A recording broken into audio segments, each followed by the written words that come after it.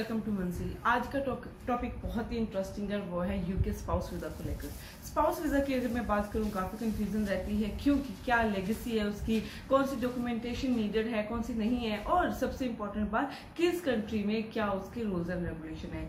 यहाँ पे हम कनाडा को लेकर काफी क्लियर होते हैं कि कनाडा में स्पाउस केसेस किस तरह से इनिशिएट करते हैं। बट अगर मैं यूके की बात करूं तो यूके को लेकर जो है वो काफी क्वेश्चंस एंड क्वेरीज आती हैं and they always ask about कि हमने यूके जाना है तो हमारा जो स्पाउस केस है वो कैसे हमारे साथ जाएगा, क्या वो डिपेंडेंट वीजा लग सकता है या किसी और वीजा पे जाएगा। सो अगर आपने कोई प्लानिंग कर रखी है या आप प्लान कर रहे हो जाने के लिए तो इस वीडियो को लास्ट तक जरूर देखना और उन लोगों को भी शेयर करना जिसको इसके बारे में इंफॉर्मेशन चाहिए। तो मैं इनिशिएट करूंगी यूके स्टडी वीजा को लेकर। एज वी ऑल नो कि यूके को लेकर काफी फ्लक्चुएशंस आते हैं, चाहे वो स्टडी वीजा की बात करूं या विजिटर वीजा की बात करूं।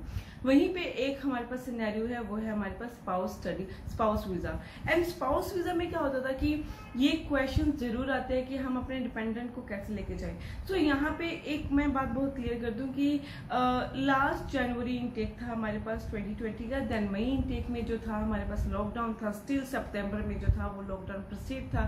2021 आ गया, अभी स्टडी वीजा के लिए स्टूडेंट्स के लिए जो है वो डोर ओपन हुआ है एंड स्पाउस के लिए भी कई हद तक खुल चुका है, पर कोई क्लैरिफिकेशन नहीं है, कोई उनकी तरफ से ऑफिशियल डॉक्यूमेंट्स नहीं है। तो यहाँ पे जो हमारा लास्ट इनटेक था वो था जनवरी 2020 एंड तब तक अगर हम स्पाउस केसेस जब लगाते थे तो डिपेंडेंट वीजा किस किस केस में लगता था, क्योंकि कई कहते हैं कि जो डिपेंडेंसी के लिए अगर आपने अपने स्पाउस को डिपेंडेंट वीजा पे लेकर जाना है, स्पाउस वीजा पे लेकर जाना है, तो आपको ग्रेजुएशन होनी चाहिए या फिर मास्टर्स होनी चाहिए। पर अगर मैं 2020 जनवरी की बात करूं तो तब ये जो रूल्स थे वैलिड नहीं थे। तब जो था आप 10+2 के बाद भी स्पाउस केस लगा सकते थे एंड वो भी अपने स्पाउस को डिपेंडेंट केस बनाकर लेकर जा सकते थे। और ये जो सिनेरियो था ये मई तक और सितंबर तक कुछ हद तक चला, बट सितंबर 2020 के बाद सारा सिनेरियो चेंज हो गया। सो जहां तक हम लास्ट ईयर तक, इनिशियल ही लास्ट ईयर तक जब हम स्पाउस केसेस लगाते थे तो हम क्या करते थे कि 10+2 की है किसी बच्चे ने तो अपना वो स्पाउस लेकर जा सकता है एज अ डिपेंडेंट। बट यहाँ पे प्रॉब्लम आ चुकी है अब ये है कि अगर आपने अपने स्पाउस को डिपेंडेंट वीजा पर लेकर जाना है देन यू मस्ट बी, जो मेन कैंडिडेट है मस्ट बी ग्रेजुएट, उनको बैचलर्स करनी बहुत जरूरी है या फिर मास्टर्स डिग्री होनी चाहिए या उसके ऊपर की तो कोई भी डिग्री चलेगी, बट ग्रेजुएशन के नीचे, बैचलर्स से नीचे कोई भी जो स्पाउस केस है वो डिपेंडेंट वीजा पर अपने स्पाउस को नहीं लेके जा सकता। सो ये इन्होंने एक ऑल्टरनेशन की है जो लास्ट ईयर और इस ईयर में फर्क नजर आया है, तो ये एक ऑल्टरनेशन हमारे पास है।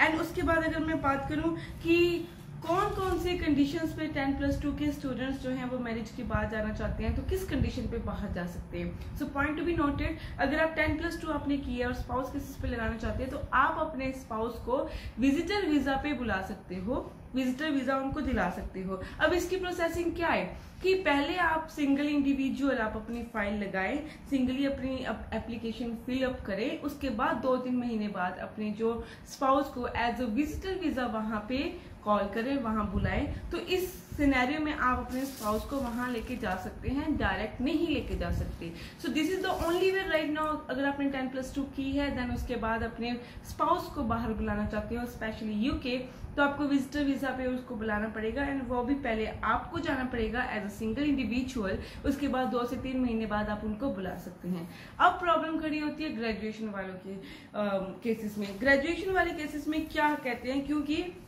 जिन लोगों ने ग्रेजुएशन की है, जिन्होंने मास्टर्स की है उनकी तो क्लियर कट है, वो तो जा ही सकते हैं, पर ग्रेजुएशन करने वाले जो हैं उनकी एक क्वेश्चंस और क्वेरी, जहां तक मैं भी इस चीज को वैलिड मानूंगी कि पूछना थोड़ा सा उनका वैलिडेशन है, क्योंकि बहुत सारे डर भी जाते हैं, क्योंकि numbers of ads and advertisements जो हैं आजकल जो मार्केट में या फिर इमिग्रेशन कंपनीज जो हैं अपने फायदे के तहत पे इसको जो है प्रमोट करती है, वो ये कहती है कि साथ में फाइल मत लगाओ, अगर आप इकट्ठे अप्लाई करोगे तो जो है उसकी रिफ्यूजल आएगी। और मैंने अपने शोज में भी ये आपको बताया हुआ है, बट इसमें कोई ना कोई जो है लिमिटेशन होती है, वो ये है कि अगर ये बात आती है डजंट मीन कि आप साथ में अप्लाई नहीं कर सकते।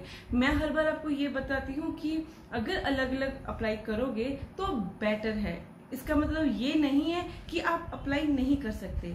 और जो बाकी प्रमोट करते हैं वो ऐसे प्रमोट करते हैं कि अगर आप साथ में अप्लाई करोगे तो आपके लिए जो है वो रिफ्यूजल का रीजन बनेगा। ऐसा नहीं हो सकता।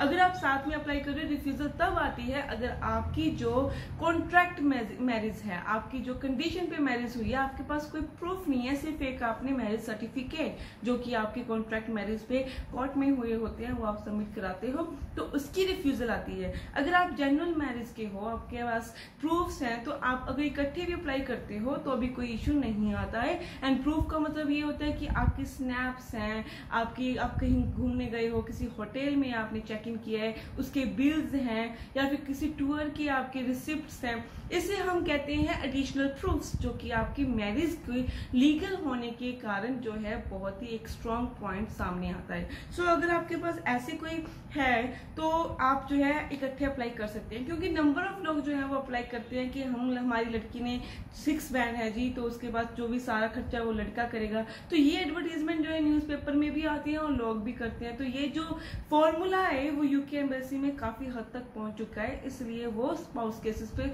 कुछ ज्यादा ही ध्यान देते हैं, और नॉर्थ ईस्ट के स्टूडेंट की तरफ से भी। सो अगर आपकी मैरिज जेन्युइन है तो भी आप इकट्ठे अप्लाई कर सकते हो। एडवर्टीजमेंट से डरने की जरूरत नहीं होती, उसको समझने की जरूरत होती है। बट अगर आपको स्पाउस केसेस को लेकर, चाहे वो 10+2 है, बैचलर्स है या मास्टर्स है, कोई भी क्वेरीज या क्वेश्चंस है या अप्लाई करना चाहते हैं, तो जल्द से जल्द नीचे दिए गए नंबर्स पे कॉल कर सकते हैं या हमें डायरेक्ट विजिट भी कर सकते हैं। Thank you.